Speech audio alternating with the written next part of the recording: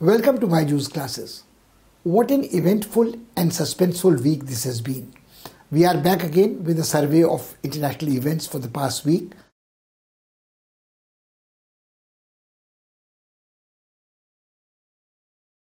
All eyes have been focused on the American election. Although the results have not been officially announced as yet, they are in for a long haul, it seems, due to the legal challenge which President Trump has thrown. He refuses to concede defeat.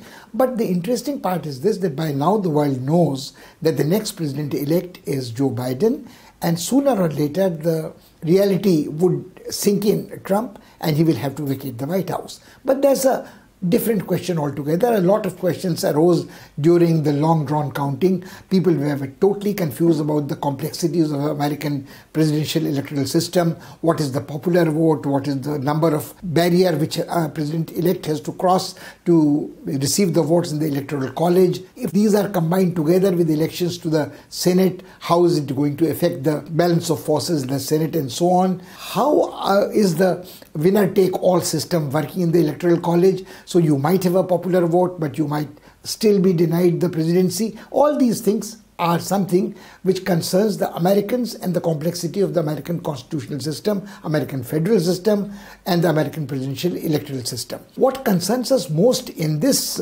context is how is going to be the fallout of the end of the Trump era, if one might call it, for the lack of a better phrase, because 4 years does not make an era. But Trump was traumatic enough, disruptive enough to have caused enough havoc all around him, to institutions, to individuals, to diplomatic practice, conventions and so on, that it will be a long time before normalcy would be restored. So we are primarily concerned in this conversation about the fallout of the American presidential elections on the world, including India. President-elect Joe Biden, in his victory speech, made his priorities very clear. First priority would be to apply a healing touch to America. He said, I may have won as a Democratic candidate, but I will be a president of the all of America. He addressed fellow Americans and promised them that America has to be united once again, let the acrimony of the elections be passed and move ahead. Then he has to face the challenge of coronavirus immediately. That is priority number one, even before perhaps the healing touch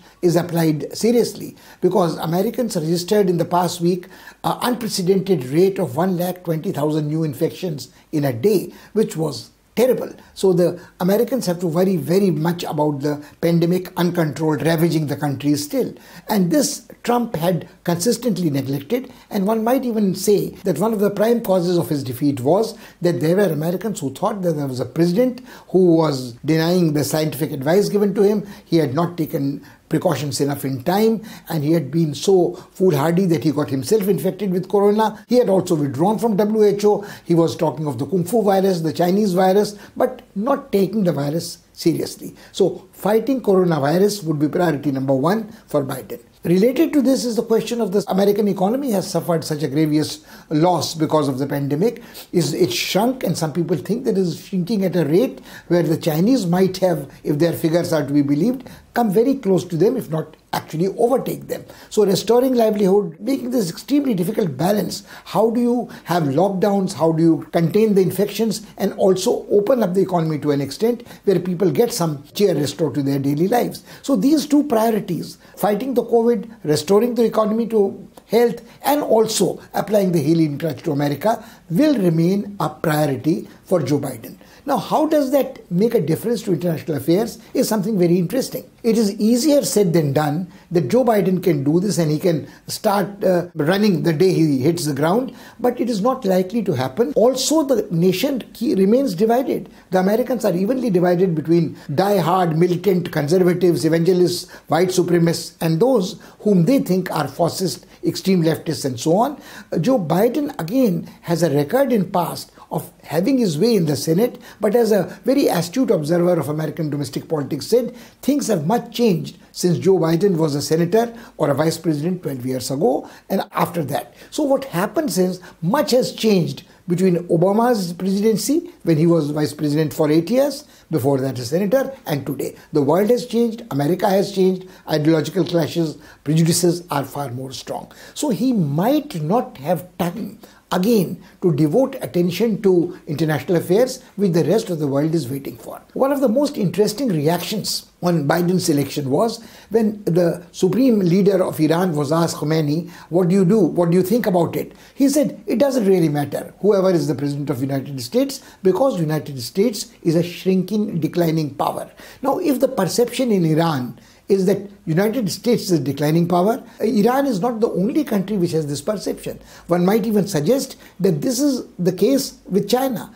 Now, interestingly, the two leaders who did not immediately send congratulatory messages to Joe Biden were Vladimir Putin of Russia and Xi Jinping of China. Now, both these countries, one would say, had been harassed, dogged, plagued by Trump. Look at the surface. He declared a trade war against China, so China should be relieved that Biden has taken over. Similarly, Russia was a country led by Putin against whom some economic sanctions had been imposed by Donald Trump. Iran had also been targeted. So all these three countries should have been happy that Trump is gone. But if you look below the surface, there had been accusations in the past elections when Trump was elected to presidency that he had been helped by the Russian intelligence services. And throughout his tenure, he hadn't been able to wash away this taint that he was under the thumb of Putin, and Putin had some information on him, and he could blackmail him and he could make him do whatever he wanted. So Donald Trump would go through the motions of being hard on Russia, but actually he would not go beyond a certain limit to stop Putin from his adventurism, from his confrontations elsewhere in Europe, etc., in his old ways. Now, as far as China is concerned, the problem still remains, because Biden at times has made statements which are far more aggressive than Donald Trump. He has used words like the Chinese leadership is thuggery. He has said the Chinese are aggressive. He also has attacked China on their human rights records far more than Donald Trump, whether it is Uyghur Muslims in Xinjiang or elsewhere in Hong Kong, etc. So the Chinese will probably, they knew, as they say, an unknown evil is worse than a known devil. So Trump might have been a devil, Trump might have been an enemy, Trump might have been demonizing China, but Trump also behind the scene, under low key, was also trying to open a dialogue with China so the impact of trade war could be reduced. This is what just before the impact of the COVID virus, he had started a round of negotiations on trade with China in February. Now, Chinese would look at Biden a little more differently, because they thought that Trump could always say that I love strong people, I love authoritarian leaders, they know how to take decisions, I can do a deal with them. He had this bravado and braggadocio even about the North Korean leader, and he also had this misconception about Xi Jinping. He also had a relationship which was comfortable with the authoritarian leader in Israel. He did not go beyond a limit to criticize Erdogan of Turkey either. So we'll leave it at that. So these three countries, we have to watch very carefully how Biden would deal with them. Erdogan of Turkey hasn't been very comfortable with the Americans for a long time. He's been trying his best to wreck NATO, which is the American military alliance in Europe, but Trump was himself not very unhappy with this development. He had already told his allies in Europe that they can't look forever, that the Americans would look after their security needs, they should pick up the tab of their security costs themselves, and NATO forces were being shifted from Germany to Poland. So the European allies were not very happy. He also had weakened the Atlantic alliance of the Anglophone Britain, and not only Anglophone alliance of the Atlantic Alliance, but the West European nations, which had been partners ever since Second World War and throughout the Cold War there. So maybe dismantling of NATO is something which Turkey could risk in Trump's time. But whether he would be able to do so when there is a more Eurocentric front being united against, whether it is Islam, whether it is about aggressive Islam or about another pole emerging in this region like Turkey, so it is there. If you see a few more reactions, it's very interesting. President Donald Trump's son-in-law, Kushner, was a close friend. One presumes he's still a close friend of Mohammed bin Salman, the Crown Prince, the CEO of Saudi Arabia, and he's been credited with bringing about the peace arrangement between Israel and UAE, etc., and to which Saudi Arabia might be a party, Qatar and Bahrain might be a party. But these countries have taken a little too long to congratulate the president-elect. The most interesting is Benjamin Netanyahu of Israel, who waited for a day before he sent a congratulatory message, but he almost nullified the congratulatory message to Biden by sending or tweeting. He tweeted a congratulatory message to Biden, but tweeted at the same time a thanksgiving to Donald Trump for being such a good friend of Israel and for having given so many gifts to Israel. So if we see that Trump had been steadfastly behind Netanyahu when he shifted the capital, when he sort of started worshipping in the old mosque there, and also whenever he was dealing with Palestinians, he knew that he was assured of Trump's support. Now, as far as Turkey is concerned, the Turkey can now probably be a little worried, because it was during Obama's time what Turkey thought that they were helping out an offshoot, a splinter group of the Kurdish people whom they thought were terrorists, but the Americans thought that they were freedom fighters, helping them out in the Middle East. The same might apply to Iran, where the Iran might foo-poo and say America is a shrinking power, but let's not forget that the nuclear deal was done during Obama's time when Biden was the vice president. So maybe Israelis can be worried that Biden might now redo the deal which Trump had discarded with Iran. And Iran has made a very cautious statement that if Americans live up to their commitments, if they behave responsibly, they can look forward to Iran looking after its commitments and behaving responsibly. So these are the three things which we cannot remain indifferent to in India: how Americans deal with Putin's Russia, how Americans now will deal with Xi Jinping's China, how Americans will deal with expansionist Turkey. Now, as far as the rest of the countries are concerned, they are on margins. There are some other people who are very close to President Trump. Interestingly, ironically, the socialist president in Mexico, Obrador, had become very close to Trump towards the end of his days. He had got some concessions about water from him. He had got some other concessions about the wall was talked about, not made. And I think, of course, he took a little time. He said, we will wait till an official call is taken and officially the president-elect is declared as a president-elect, which means not the calls given by the news agencies, not the vote counted by them, but when all the legal battles are settled. I think the people who are going to be even in greater difficulty are people like Bolsonaro in Brazil, who was very closely supported by President Trump. He cannot expect that kind of a support from Biden, because Biden so far is not authoritarian. For 50 years he has worked in the American politics with institutions, with individuals, and through diplomatic channels. So I think these authoritarian leaders have a little problem. Like there was a president of Poland who also he was just contesting elections then, who had visited, and President Trump had given his support to him overtly. Now, he has been elected a president in Poland, but obviously he cannot expect that kind of a unstinted support from Biden. So Democrats are worried about human rights. Democrats are worried about democratic aspirations of people. They are worried about climate. This is another issue. President Trump had walked out of the Paris summit. Now, Biden has made it very clear that the day he is sworn in, he will get back into the Paris summit. He also made it very clear that Trump had walked out of World Health Organization. He thinks that it was a great mistake. He will get back to the WHO and start supporting it. The whole world is also looking forward to more multilateral diplomacy coming out of America. Especially the European leaders, Angela Merkel and Macron, have expressed this hope that he probably, and Michel also of the European Council, has said that they expect Americans to be more concerned with affairs of Europe, be more multilateral, be more active, and share responsibility mutually with their partners.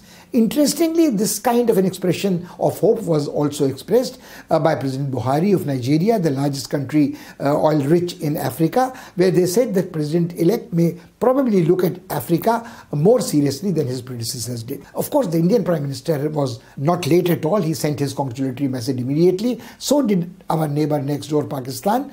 But the interesting thing with both India and Pakistan will have to watch is that America's relationship with India is independently very good, has been very good for years, decades now, but whether the commitment vis-a-vis China would remain the same in Quad as it was there in the days of President Trump or Shinzo Abe. As we mentioned a little earlier, Biden doesn't look at China with very friendly lenses either. He thinks the Chinese are probably the greatest challenge to American power, American domination as in the Chinese eyes. So this probably will continue, the support will continue, but we'll have to wait and watch for a few days because the priorities of Joe Biden will remain domestic. And as long as they remain domestic, for foreseeable future, till they either acquire a majority in Senate or they work out a consensus with the Republican Party leaders, the Trump era is finally over. And people in America, even Trump supporters, are probably reassured that Biden means to be a president of all America. Till that time, we'll have to watch this very carefully.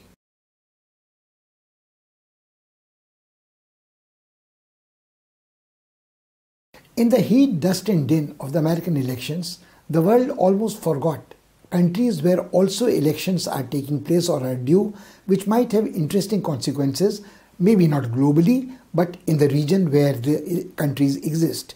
And one of these countries is Myanmar, earlier called Burma, which is having only the second election in almost 60 years after the army, after a coup, took over power in that country. And only in 2015 the elections were held when Aung San Suu Kyi's National League for Democracy came to power. Now, it came to power is to put it very euphemistically and in a very complicated manner, because in the new constitution, which the army reluctantly agreed to implement, nobody who was married to a foreigner can contest the elections for the president's post. And Aung San Suu Kyi was married to a British citizen, so she is not eligible to contest as a president. But she contests for the parliament, and she effectively, for her followers, exercises all the powers of the president of the state. But she is not entirely an independent person. That's one part. But what is interesting is that in recent past, Myanmar and Aung San Suu Kyi, a Nobel Prize winner, have been targeted for very severe criticism almost all over the world. Countries who praise Aung San Suu Kyi for taking on the army, taking on the fascistic regime, authoritarian regime at great personal risk, making great personal sacrifices in life, have suddenly decided that she is an ally of the army because of a very odd reason, because there has been a very large exodus of Rohingya Muslims from Myanmar to nearby Bangladesh. Some of them have ended up in India, and this figure is almost 1 million, and almost the same number of people, Rohingya Muslims, are being treated almost like, not almost, like stateless persons and being targeted for genocidal cleansing in Myanmar. And Aung San Suu Kyi very courageously presented herself in the Human Rights War Crimes Tribunal in Hague and defended her case and said that, look, these people are not Burmese, these people are Bangladeshis, these people are Bangladeshi Muslims who disturb the harmony of the society in Myanmar, and they have been acting as terrorists provoked by radical Islam, funded by external enemies of Myanmar, and then the army has only acted in self-defense. Now, of course, this doesn't cut much ice, because the plight of the stateless Rohingya Muslims who stay in the Rakhine province is being there. It's not only the Rohingya Muslims which have this problem. It is all the minorities in Burma who have a problem with the Burman majority and the Buddhists, the Karens, the Shans, the Kachins, the Mons, and very many more small ones. Most of these tribes stay in the bordering areas, which are either bordering with southern China or bordering with northeastern states of India like Mizoram, Manipur, Nagaland. Now, the interesting part is this: for a long time, the army regime in Rangoon, now they have shifted to Naypyidaw, the new capital, had a policy of live and let live with these insurgents. They would allow these insurgents, armed at one stage by the Chinese, who were following the Maoist ideology, to stay in the jungle, live and let live, and keep the central government intact in Rangoon or Naypyidaw later. But ever since Aung San Suu Kyi came to power, these minorities had the hope that now they will get their share in power, maybe microscopic, maybe minuscule, but their rights would be recognized. And ironically, what is sad about Myanmar is that it is a Buddhist country where the Buddhists have turned on violently on non-Buddhists, and it is very difficult to decide the issues, but this is a major electoral issue this time, that 5 years back when Aung San Suu Kyi contested elections, she had the support of these small minorities or the parties representing them. Right now in the elections which are taking place, there are 90 parties participating in the elections, and many of them are very unhappy with Aung San Suu Kyi. Now, Aung San Suu Kyi's supporters claim that she couldn't have done more because there is another provision which restricts her in the Myanmarese constitution. It reserves 25% seats for the army in both houses of parliament. The army can veto any appointment made by the elected government, and they can declare an emergency, they can take back power at any one time. But keeping in mind the wide popularity of Aung San Suu Kyi continues to be there. She might be a villain in the eyes of the rest of the world at the moment because of the Rohingyas, but in the eyes of the majority of the Buddhists in her own country, she has been a defender of their faith, defender of their interests, and defender of the national interests of the country. Some of them say that she has done enough to do things for economic recovery, but she can't do it unless she has got a free hand. Now the point is that if you look at the constitutional provision of 25% reserved seats for the army, it effectively means that anybody trying to make reasonable change has to have 67% straightaway majority to do anything, and even then you don't know what the army will do. The other thing which in the elections is interesting is that the role the looming shadow of China plays on this. So any disgruntled element can look towards China for help, and the army, if they think that Aung San Suu Kyi is becoming too much of a trouble for them, probably can lean on China for support.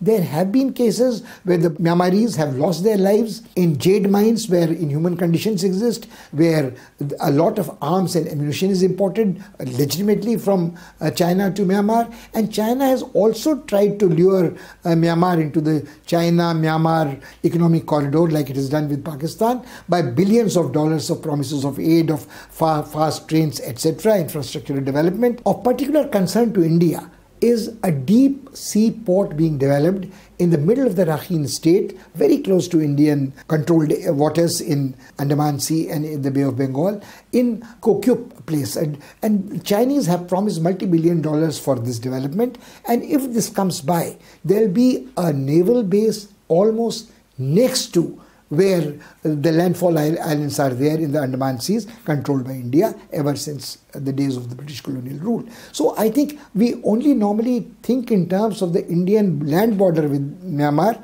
We never think in terms of the proximity, in terms of maritime boundaries. And with Chinese presence in this area, we have to worry about what the election results in Myanmar are. But this is the classic case that we are worried about what is happening in a different continent, thousands of kilometers away, and next door, what the elections mean to us, we don't know. Now, again, Myanmar is the largest country on the mainland Southeast Asia. It is the second largest country in all of Southeast Asia when number one is Indonesian archipelago in Indonesia, number two is Myanmar.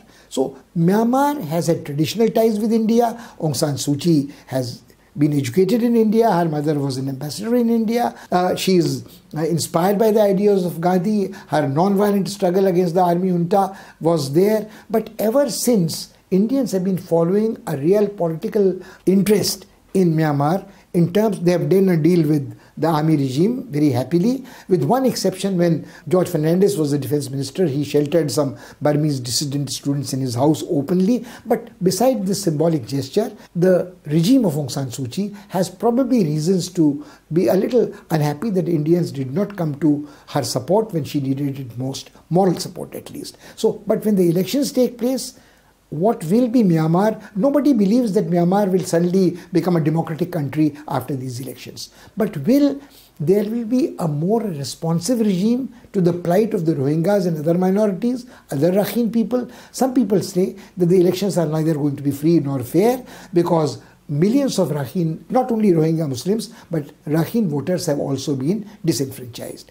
But to be fair to Aung San Suu Kyi, the increase in the violence of attacks and virulence on patrolling army in this region probably gives army an excuse to retaliate with much greater venom. There are shades of ethnic strife. There are shades of a potential long-drawn civil war in this region. And the terrain being very difficult is jungle, marshy, and probably people dislocated, people displaced, have no hopes of going back there. They eked out a very poor livelihood there. So this election may not be the beginning of democracy, but will it allow democracy to take root over a period of time? Because Myanmar is next door, because Rohingyas come through Bangladesh to India, we have to worry about this. And more important than anything else, because what Chinese presence there means to India.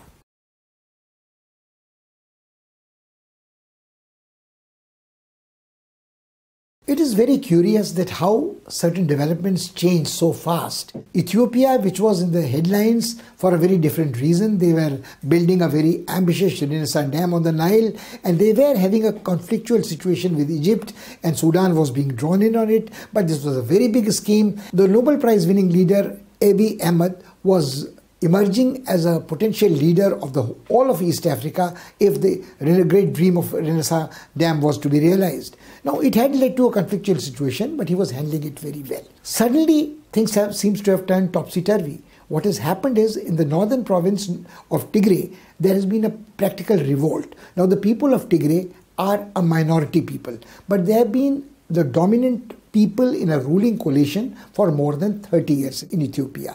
And what is curious is that Abiy, who belongs to the largest tribal population segment in Ethiopia, almost was a part of that coalition, which was a Tigray and all parties coalition. And soon after he took charge, people thought that he would democratize. He was being compared with Nelson Mandela. He was very young. He was being compared with Barack Obama. He was compared with, a new hope like Mikhail Gorbachev, who would have perestroika, glasnost in his country and take it to a democratic path. He had ended a long-drawn war with Eritrea, which had at one time long ago been a part of Ethiopia when Italy had controlled this part of the world. But then the interesting part is this, that within 2 years he formed a party of his own called the Prosperity Party, and the Tigray people thought that they were being kept out of all the positions of power which they had so far been very much a part of. Then people suddenly realized that Abiy Ahmed, before he got a Nobel Prize winning a doctorate in security studies and political science and international relations, had been a military intelligence operator. So by the time he was 40, the career trajectory was very much like Vladimir Putin of Russia, that he was an ex-military intelligence officer who could not have been a very democratic person by either temperament, by training, by experience. It would be very, very rare. So he took control of the party, and the party became the one-party rule in the country. And then, despite his having brought peace to Eritrea, the people in Tigray were very, very upset about this. Now, the interesting part is this, that Ethiopia is also a federal polity. And the interesting quirks in Ethiopia's constitution are that it allows a federal constituent unit to secede. So, theoretically, a constituent unit can secede very well from the federation. But in the present circumstances, Abiy Ahmed has taken a few very drastic steps. He has called in the army, sent the army against Tigray. They say he has cut off electricity and telecommunication facilities and ordered the Air Force to bomb these people. Now, this is going to be very, very explosive, because if you look at the map, the situation is pretty bad. There already are reports that there are certain Eritrean soldiers in uniform which have moved into the border. They have very close ethnic affinity with Tigrayan people. And the Ethiopian army has a majority of very well-trained contingent which are from Tigray for long 30-year period when the Tigray people were a dominant part of the ruling coalition.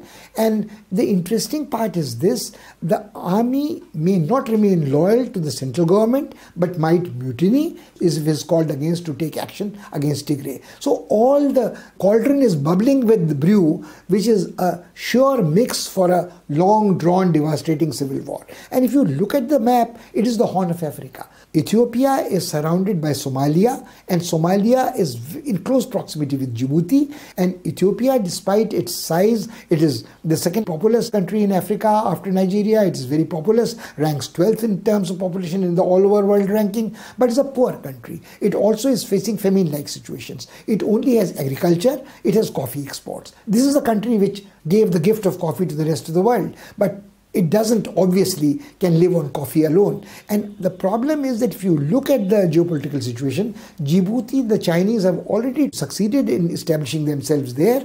And this whole region, piracy-stricken, Chinese next door, poverty, the adverse impact of the climate change, all this makes a potential brew for instability. And if there is a civil war, if resources are diverted to fighting a war, it might be even disastrous, not only for this country, it might lead to a failure disintegration of a country, which might be triggering a cascading process all along the East Africa. There is southern side, there is a Kenya. It was said that it has got two kinds of gold, the white gold of the Nile water and the black gold of coffee. But neither of them can be encashed if there is political instability. And the goodwill of Abiy Ahmed, the Nobel Peace Prize winner, has almost dissolved, and nobody looks at his leadership at the moment with a degree of trust that he can bring back his country from the brink.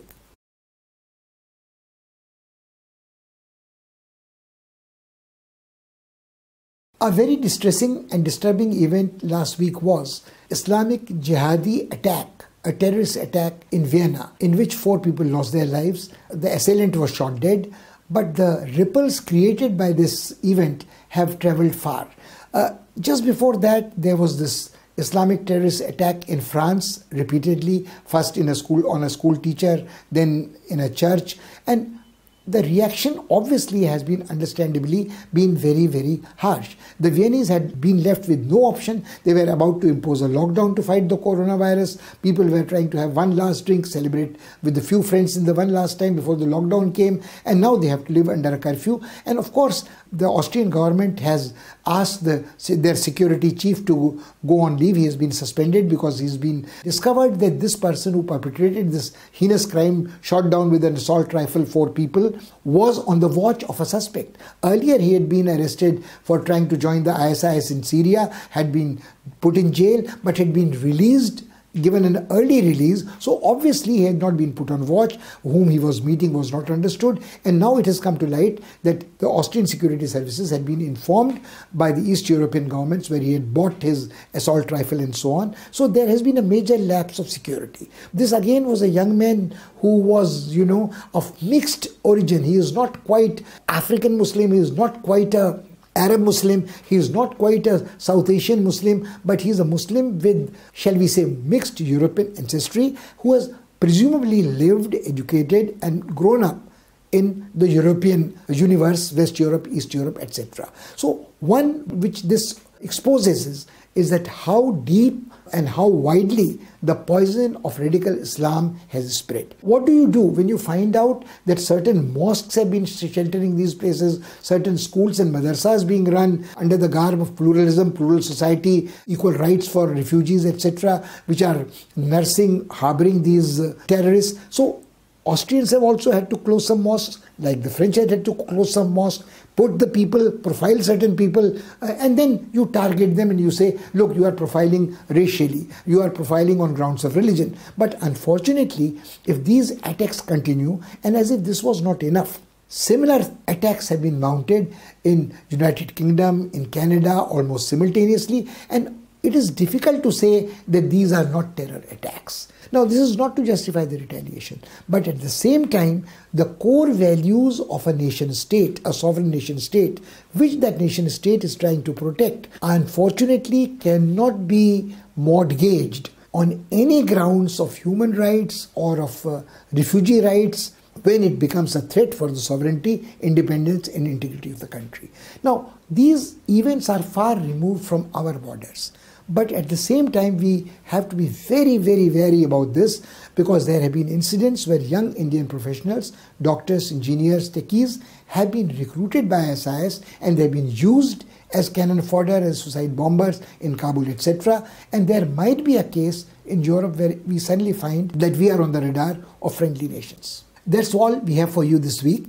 We shall be back next week with another edition of the review of international events, which we hope is no less useful, no less interesting, no less exciting, but perhaps a little less explosive, and gives us a hope for a better future, for better protection and preservation of India's national interest. Although one must admit, even this week, there are hopes of the climate change negotiations getting back on the track. There are hopes of the nuclear agreement with Iran getting back on track. We have hopes of the belligerence against Russia or China being more nuanced. We probably have hopes of continued support of the new president-elect as far as Indian interests are concerned, and we ultimately have to rely on our own power, our own resolution. Stay with us next week, and till then, goodbye and thank you.